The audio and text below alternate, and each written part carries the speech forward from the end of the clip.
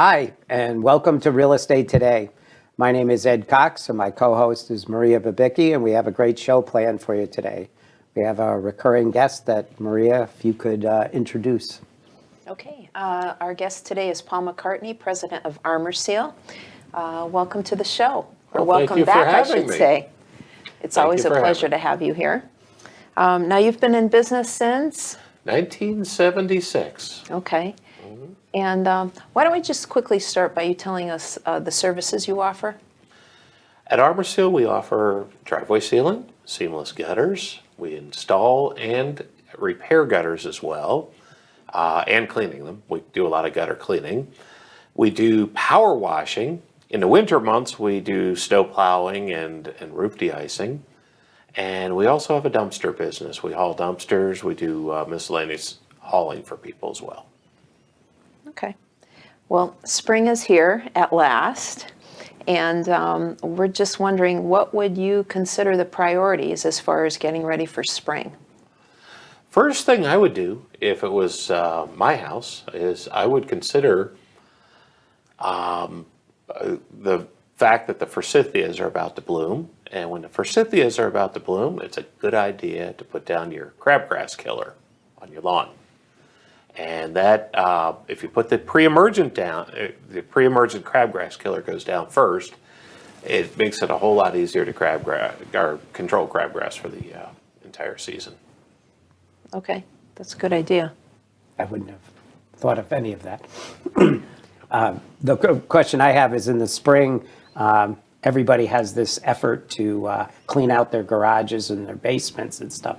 And you said you have the dumpster business, and the big thing I think that we've run into with people who we've ran into in real estate is they don't know what they can throw into the dumpster that you might provide for them.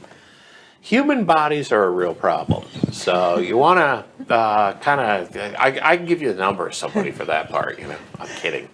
Anyway, other than that, if you have paints, you should get them recycled, and chemicals, they're supposed to be recycled. But, if you pay extra for certain items: refrigerators, freezers, dehumidifiers, air conditioners. They all have Freon in them, so they have to be disposed of in a different way. Then you also pay extra if you have tires, box springs, mattresses, and tanks that held a compressed gas, like a propane tank, would be an extra charge item. So you shouldn't put those in the dumpster at all. Those would go on the side? Actually, you can put them in the dumpster in most cases. In our case, you can put them in the dumpster, and when they get to the facility, they get picked out, but there is an extra charge for them because we pay extra, right, and obviously we have to charge it to the customer. Okay. And how big are they? Do you have sizes? Ours are 9 feet long, 6.5 tall, and 6.5 wide. And the nice thing about them, you can open the back door, you can walk right into them, and they're tall and they're not as long, so they fit in smaller spaces in your driveway, yet they hold the same cubic yardage as one that's twice as long and only half the height. Because, I think, every spring for me, I think of all the stuff, and I take stuff over to the dump. I have a trailer, but I think if I were trying to clean out, just having one that put in my driveway for a week forced me to get the job done, it would probably be pretty helpful. Just beside the old Drake Hill Bridge, there is a new Drake Hill Bridge, and if you back up at midnight and you just throw everything over when the current's running pretty good, make sure there's nothing with any identifying envelopes in there. Yeah. I'm kidding. We recently had a client who had a riding lawnmower, and they wanted to dispose of it. What would your suggestion be for something like that? Well, if we had to, we would take it away, and then basically we would get it recycled. Okay. Because that's mostly metal, and I pride myself on the percentage of stuff I can recycle for people. If they put it aside for me or let me know, I can recycle it. The one thing as a homeowner I've also noticed is the green we talked about it before the show started, is the green that grows on people's decks, and I'm now seeing it on the roof of people's houses in the spring. Probably good to get that off as soon as possible. You guys, you can't use a power washer on the roof, is that right? But you could use it on a deck?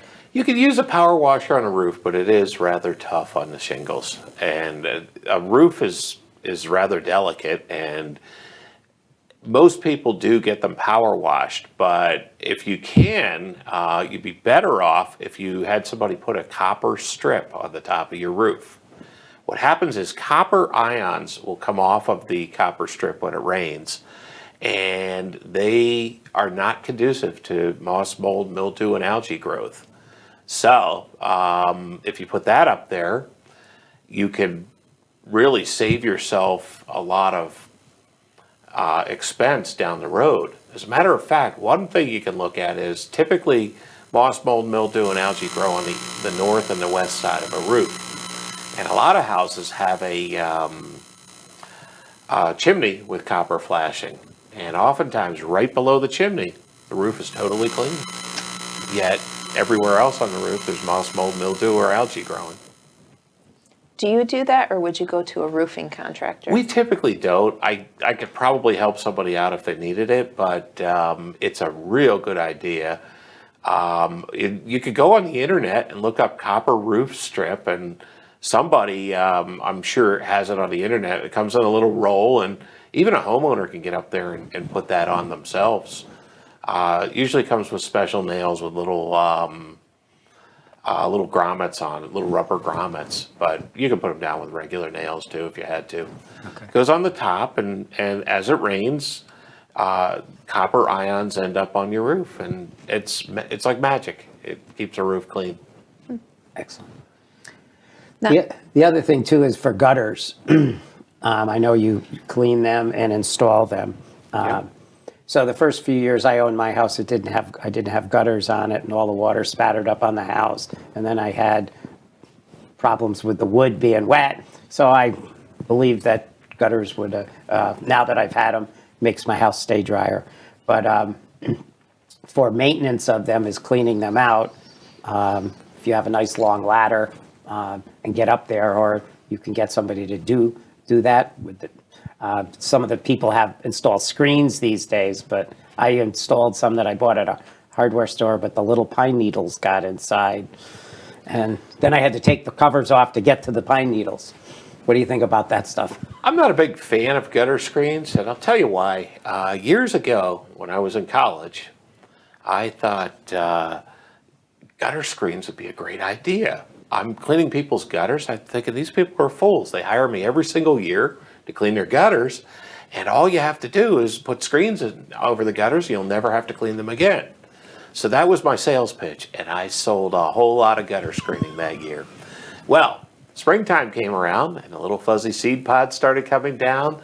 The pine needles torpedoed right through the screens, and also the little fuzzy things that come off the oak and the maple trees, the propellers, and a lot of other debris ended up in the gutters, and people were calling me up, hey, you cleaned my gutters last fall, you put these screens in, and you told me I'd never have to clean them again. What are you going to do for me?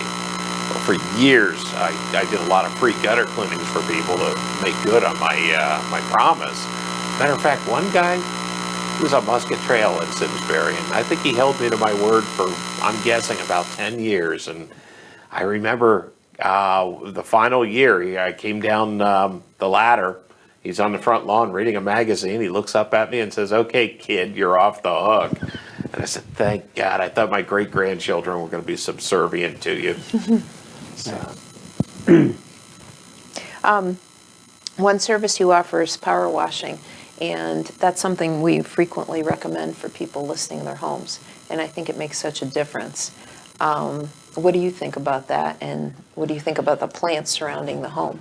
Customers absolutely love power washing their house. They love it when they come home and they smell the chlorine in the air, and everything smells clean, looks clean. Vinyl siding comes back to a pretty nice sheen after you power washed.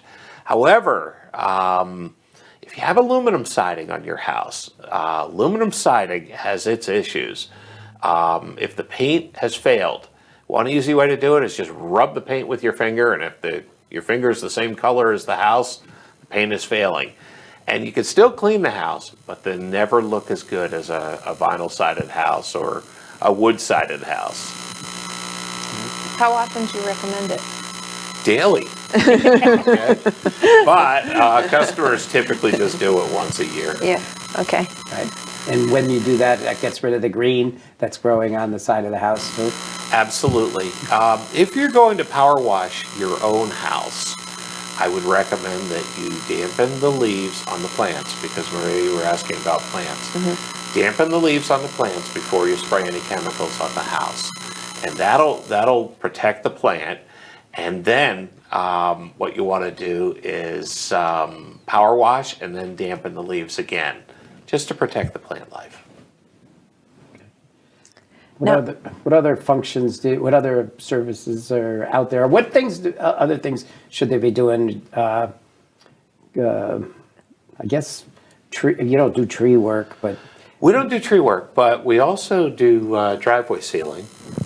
And if you think about it, especially if your house is up for sale, one of the things people look at, they see the house, the paint on the house, they see the lawn, and then they also see the driveway. And a coat of driveway sealer can hide a world of sins. Make a driveway look nice and black and beautiful. And it's the contrast, the green lawn, the black driveway, and maybe a beige colored house, and everything looks bright and clean. And another thing is crack filling. I tell people, why pay a guy like me to fill the cracks on your driveway when you can do just as good a job yourself? There's a product called Trowel Patch. You can buy it at any of the hardware stores in town. And basically, if you could put icing on a cake, you can fill cracks in your driveway. This Trowel Patch product, you smear onto the driveway wherever there's cracks, and maybe wait a few hours. If it splits open, do a second, maybe even a third layer. And usually that's good enough. Driveway sealer sticks real nicely to Trowel Patch.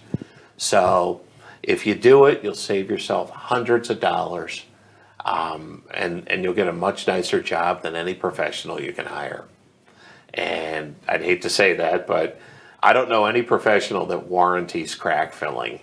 And customers have asked me over the years, I've had customers say, I've filled the cracks myself for the past 10 years and they keep reopening. This time I want to hire you, a professional, to do it right. And I have to face that customer and say, you know what, had you hired me to fill the cracks, they probably would have split open as well. Okay. And in the driveway sealing, does it make the driveway slippery? We use a sand mix, and that's what you should do. I don't think I've seen straight sealer sold recently. I think everybody pretty much buys the sand mix. They have a product they call airport grade, and that's a little closer to what I put down. And the airport grade driveway sealer has a lot of sand in it, and that sand oozes into the cracks and makes a big difference as far as the appearance of the driveway. There's another thing that we use in the early part of the season. I buy something called cool weather mix, because driveway sealer is supposed to be put down when the temperatures are 50 degrees and rising. The cool weather mix could be put down when the temperature is 40 and rising. Now, what do you recommend? I had my driveway done 2 years ago, a complete new driveway. When would I begin to seal the driveway? Most people wait through one winter, and going through a second winter is not going to really kill anything. And then you put a coat, the first time you put 2 coats down. And the reason is driveway is porous, driveway sealer is thick and viscous, and if you put it down properly, and you put a decent thickness down, you're going to see little bubbles popping in the seal. And that's why you do a second coat, to kind of try to compensate for most of those bubbles that pop. Now, one way to get away with a single coat, some guys do this, is they thin their mix out. If you put a thin mix down, you're not going to get the bubbles. The sealer will ooze into all the gaps. But most people want a decent amount of driveway sealer on their driveway. But why am I doing that so early on in the life of the driveway? The driveway is made of sand, stone, and liquid asphalt. The sun bakes out the liquid asphalt. When the driveway's brand new, you want to have some liquid asphalt cooked out of the driveway so that the surface will harden. But a driveway has to be a little bit flexible so that when it heaves in the winter and it drops, goes up and down, there's still some oils in there, and that allows the driveway to remain flexible. If you don't seal the driveway, what happens is the driveway sealer, the driveway dries out more. It's kind of like a cookie coming out of the oven. When the cookie first comes out of the oven, it's very flexible. You can take that spatula, you can bend that cookie at a 90-degree angle, and when it gets laid down on the plate, the surface looks good. Try to bend that cookie 2 or 3 days later. It's not the same.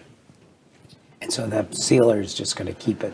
The sealer allows the driveway to flex nicely, or allows the driveway to age a little bit more appropriately. Now, my next door neighbor, I think, had theirs driveway sealed, and then they put a bunch of little stones on it. Is that something That's a different product. There's Oh, a guy in Farmington that does that, Marty Comer, and he does a great job of it. It's called chip sealing, or some people call it armor coating. And what they do is, it's the old-fashioned way that roads used to be put down. They spray a thick oil down. They put loose stone on top. Some people leave the loose stone. Some people, a month or two later, will basically have somebody come in and sweep off all the loose stone. And now they have a brown driveway or a red driveway, whatever color the stone is. It did make the driveway much noisier. It sounded like when a car came in the driveway, I could hear somebody coming in their driveway from my house. I can't hear anybody coming in my driveway. So it felt like it's a little rougher of a surface, which can be good if you're looking for traction. Mm-hmm. So their driveway slopes up in the spring. Now, I do remember a driveway on Rockland Drive in West Simsbury. The guy called me up, and he wanted his driveway sealed, and I noticed there were white stones on the driveway. Sometimes they put white chip seal down. And white chip seal, if your road surface is white, it doesn't absorb the same amount of heat in the summer. You can walk on a white driveway barefoot in the summer. And but the problem was the white stones were very smooth and they didn't stick real well. And he said that the customer would go up their driveway and get the wheels spinning, and you'd see stones kicking out every other time they drove up the driveway, and the chip seal eventually faded off of the driveway, at least where the tires go. But it's a nice product. And would you say that the driveway sealing extends a significant, like if you do it like septic tanks, you have your septic tank every 3 years. Would you say cycle it through every 3 years or so? I know you wanted to do it daily, but yeah. Absolutely, it makes the driveway last longer. Obviously, you're getting sealer oozing into the cracks, and also you're protecting it from gasoline stains. If somebody has any gasoline that spills out of their car or anything, or oil leaks, sometimes oil has gasoline vapors in it, and will eat a hole through a driveway. Believe it or not, I think it's actually not a bad thing for some oil to spill on a driveway. I almost think it rejuvenates it. That's my own personal opinion. Most people in the industry would disagree with that. But obviously a lot of oil on a driveway is a problem. If you ever go up to a driveway where somebody has a car that's a real leaker, put your thumbnail to the driveway and the thing will come up in your hands. It's soft. Well, I do have a question, and it has nothing to do with spring, but it does have to do with driveways. These sort of pea-stone driveways, what do you think of those? Like, how do you plow those? That is one thing that I would never have. Now, some people love pea-stone driveways. Mm-hmm. Me, I disagree completely. First of all, try to plow them. You need what's called shoes on your plow. And I don't know anybody that puts shoes on their plow because nobody wants to climb under their plow and take the shoes off so they can go out and do the rest of the smooth surface driveways. So if you go out and do a driveway that has, you plow a driveway that has a gravel or pea stone surface, your shoes will ride on the top, but then the next driveways you plow, you're gonna leave a quarter to a half inch of snow on their driveways. Nobody likes that. So I don't know anybody that specifically does pea stone driveways. Now, think of it with a snowblower, all right? You're just creating a piece of artillery equipment. You get that snowblower to pick up pea stone, and it's like a machine gun shooting at whatever you're shooting at, the spout. I did remember what I was going to talk to you about the driveway was, when you do a driveway, like how long should somebody not be able to drive on the driveway? So if they were going to hire you or to have their driveway sealed, how long is there's a lot of factors that come into play here. I've had cases where we've sealed driveways where you can actually drive on it in an hour or two, especially if we use additives in the mix, which we do. We put liquid latex in our mix, and it makes it a more durable mix. But, and by the way, you can put liquid latex in your mix as well if you're making, let's say you're sealing your own driveway. You could put liquid latex in the product. If you can't find it, put some paint in. A cup of paint in every bucket of driveway sealer will make it a little bit more durable. I talked to a chemist at one of the driveway sealing supply places, and they told me to do that. That was one of the little secrets that to make the mix a little bit more durable. But so they dry like in a day, but so at least 20. I'm sorry, I did not answer your question fully. Yes, I've seen it dry in an hour or less. I mean, if you do a fast food restaurant with a drive-through, they don't want their drive-through shut down for any length of time. So you got to pick your day, and then you basically apply the sealer and speed up the drying if you have to with liquid latex. However, what I was trying to say was there are other factors that could cause a driveway sealer not to dry as quickly. Is the driveway in the sunlight? What's the length of day? How bright and powerful is the sun this time of year? For example, October, it could take 3 or 4 days for a driveway to dry. I've also seen that happen in August. If you seal a driveway in August, and it has a canopy of trees over it, and it's super humid outside, you could go 3 or 4 days before the driveway dries. So my general rule is it goes down brown, it becomes black when it's dry. Wait an hour after it's turned black to drive on it. So if you have a driveway and it's totally in the sunshine, and there's an area that is shaded, you might have to wait 2 or 3 days for that shaded area to dry. But the area in the sunshine, you could actually start driving on an hour or two after it turns black. Good to know. I think it's about time that I seal my driveway, I guess, if it's 2 years, right? It's 2 years, yeah. Yeah. I'd consider it at this point. Okay. And you know somebody who does it. Yes, I do. guess you do. Yeah. So we've talked about gutters, maintenance of gutters. Trees smashing into ice dams wreck your gutters. Can you piece in a piece of gutter? I don't recommend it. You gotta. Everybody wants seamless gutters. Nobody wants to see the seams, and they don't want to have the leaks. I have never known anybody that could fix seams in gutters and do it properly. By the way, if anybody can, call me. I'll pass your name out to my customers because. But I've done that before. Somebody else told me, "Oh, I can fix seams and gutters." I said, "You got all the business that calls me for seam repairs," and I met the owner of that company a few years later. And he said, "You're giving my name out? Stop giving my name out to these people." So nobody wants to fix seams and gutters. So replace a whole gutter if it's broken. Okay. And then the other question I have, is there a couple sizes to a gutter? Or, The standard 5-inch gutter is the way to go. And the reason for that is if you ever need parts, you can get them anywhere. If you get a 6-inch gutter, you're at the mercy of a handful of people that offer 6-inch gutters. Which, by the way, we do offer it, but it's significantly higher priced. Okay. And there's color choices. I mean, what's the most white, the most popular? About 70% of all gutters are white, and then maybe 10 or 15% brown, and then all the other colors encompass the remaining percentage. I did my house in green. Did you do green gutters? Green gutters, yeah. Okay, yeah. There's only one shade of green I know of. Yeah, I don't know what brought me to green, I don't know, but it sounded like a good idea. You wanted to match the moss on your roof. Yeah, I had to think about it, but yeah, it's green. Yeah.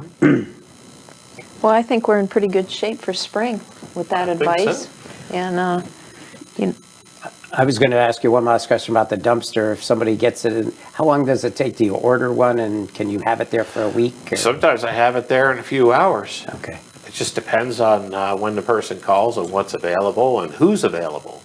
Right, because I think, the people, I would say that out of the homes that we've looked at this past few months, besides one, almost anybody needs to clear out their basements and or their garages, or a combination of the entire thing, and to be able to just dump it in, the driveway and have you all away seems like the easiest way to go.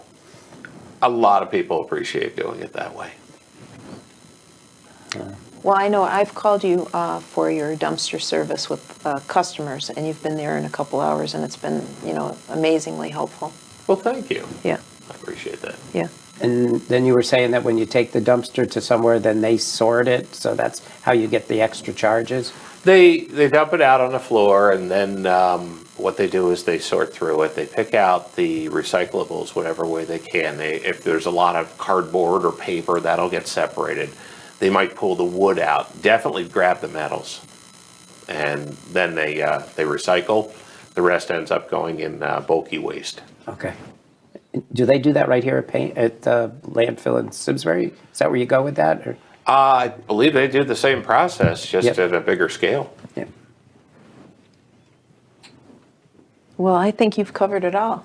Thank you so much for having me. Well, thank you for coming on the show again. And there's something special happening with your family. Your dad is preparing for a special trip, and can you we only have like a minute left, so can you tell us My about father's that? a D-Day survivor, and he's going to as far as we know, he's going to the 75th anniversary with a bunch of other D-Day survivors, and they're going to go back and as the last times he went, I'm sure he's going to meet the president, and they think this is going to be the final ordeal for the Greatest Generations Foundation. They think the 75th is going to be their final. They're going to have a big blast of it. And he'll be on the QE2? QE2, Yeah. going over to England. And then they're going to go from England to Normandy. Well, that's really exciting. And I know your parents are longtime Simsbury residents, so Absolutely. we wish Ed them well. McCartney. Yeah. So we wish them well, and we hope he has a wonderful trip. Thank you so much. Okay, and thank you for coming on our show again. Pleasure is mine. We want to thank you all for watching our show, and we'll see you next time.